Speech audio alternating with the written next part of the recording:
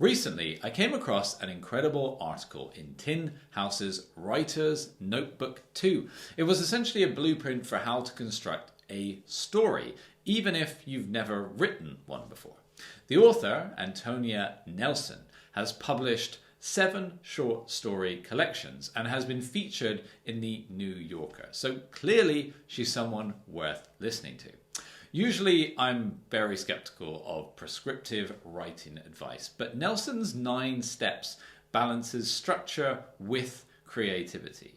So I'm going to share her method along with famous examples to show you how you can apply it to your own writing. Step 1 is a classic piece of advice to write a story about something that happened to you, but to add to it and exaggerate on it. Start with an experience from your own life. Real life events give that emotional depth and significance, but don't stick to the reality. Just use these real events as a starting point and then embellish or raise the stakes for drama. For example, if you faced an illness, make it life-threatening in your story.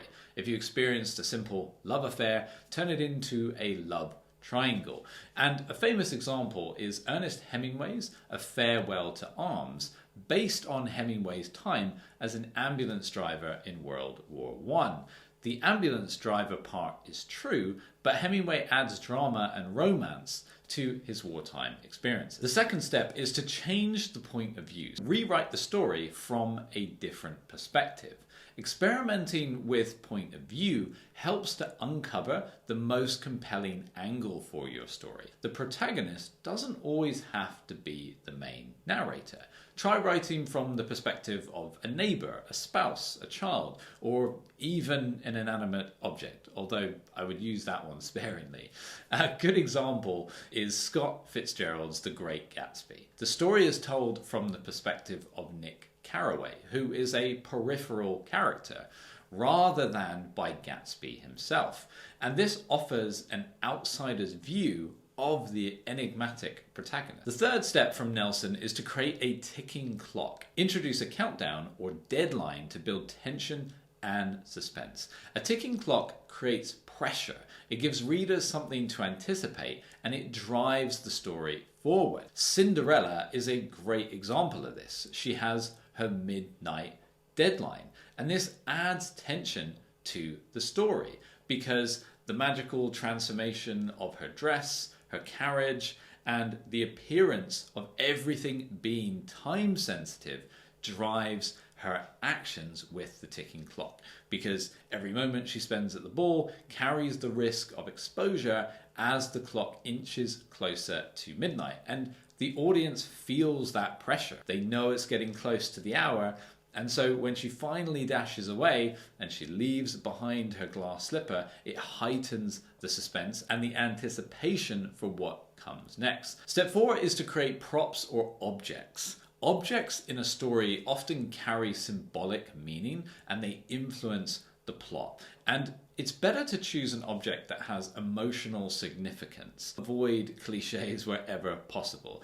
If we take Inception as the example, we have, of course, the spinning top. It's a symbol of reality and uncertainty. For Cobb, it's a deeply personal totem that helps him determine whether he's in the real world or if he's in a dream. Its presence influences the plot by adding tension and emotional weight, particularly in the film's ambiguous ending, where the spinning top wavers but doesn't fall. So the audience is left questioning the nature of reality, which mirrors Cobb's own struggle. This object isn't just a plot device, it's tied to Cobb's own psychological state and his emotional journey, which makes it so unique and so impactful. Step 5 is to create a transitional situation. Introduce something life-changing for your character or a turning point.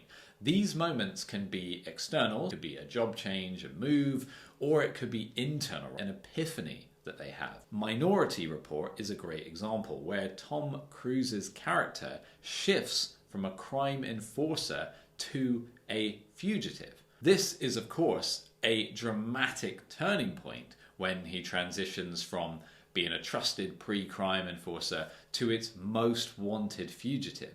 This shift occurs when he is accused of a future murder, forcing him to question absolutely everything he's believed about the system and the very system that he helps to uphold. This change is both external, his status, his relationships are completely upended, and internal because he sees flaws in what he originally thought was an infallible pre-crime program. This transitional situation not only drives the plot forward, but also pushes his character into a journey of self-discovery, rebellion, redemption, and it fundamentally changes the entire arc of his character. Number 6 from Nelson is to add a world event. You can tie your story to a larger, recognizable event or a cultural reference. It also has the benefit of helping with marketing when you release your story. Thanksgiving dinners or historical events like wars are great for this. They help to ground a story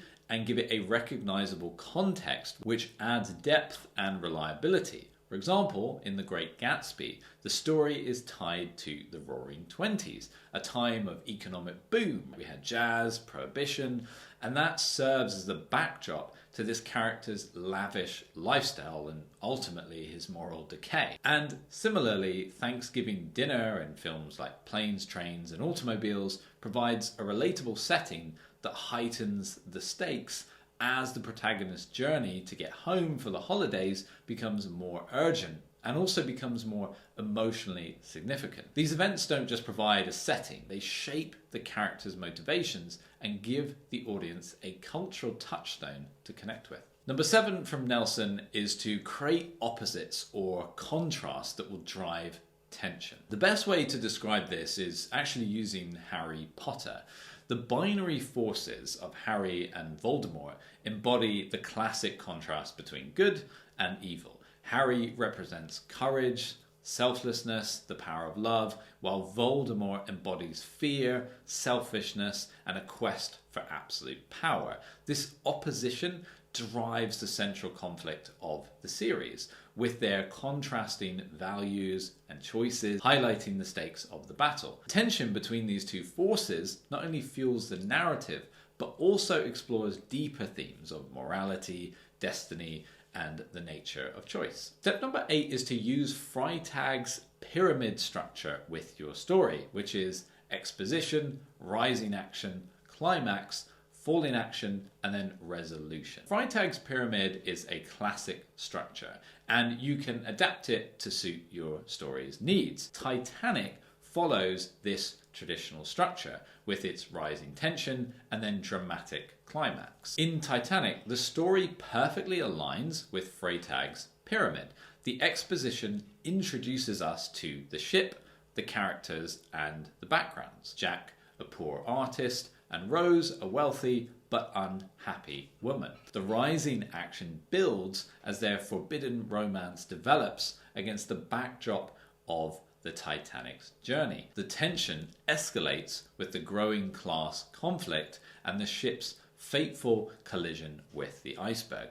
The climax occurs during the chaotic sinking of the Titanic, where survival becomes the ultimate test. The falling action focuses on the aftermath of the disaster as Rose clings to a floating door and Jack sacrifices himself. The resolution ties the story together as an older Rose reflects on her life, throwing the heart of the ocean into the sea, which symbolizes the closure and the enduring power of the experience that she's been through. The final step from Nelson is to experiment. Break the rules and try something unconventional. This can be using something like hermit crab stories. This is where you mimic another form, like a recipe or a Craigslist post. You could use metafiction, which breaks the fourth wall, unreliable narrators. You could write with constraints, so avoid words longer than 2 syllables. A famous example of this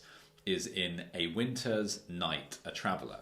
This novel breaks traditional storytelling rules by directly addressing the reader and placing them as the protagonist. The narrative alternates between second-person chapters where you are attempting to read a book and excerpts from seemingly unrelated novels that stop abruptly. This unconventional structure blurs the line between reader and story, creating a metafictional experience. The author's bold approach challenges the boundaries of narrative and forces readers to engage with the act of storytelling itself in a deeply innovative way. Next up, watch this video to learn why pacing is the key to great storytelling.